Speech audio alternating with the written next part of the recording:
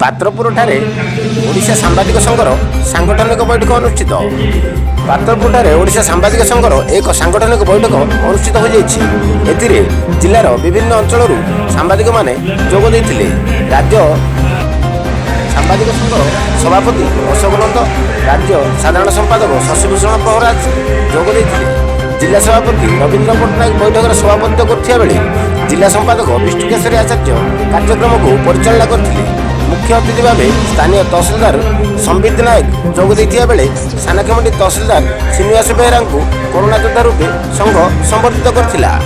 ଏହି ଅବସରରେ ସ୍ୱତନ୍ତ୍ର ଅତିଥି ଭାବେ ମନୋରଞ୍ଜନ ସାମନ୍ତରାୟ ଯୋଗ ଦେଇଥିବା ବେଳେ ଶ୍ରମିକ ସଂଗଠନର ନେତା ବାଲାଜୀ ମହାନ୍ତି କାର୍ଯ୍ୟକ୍ରମରେ ଉପସ୍ଥିତ ରହିଥିଲେ।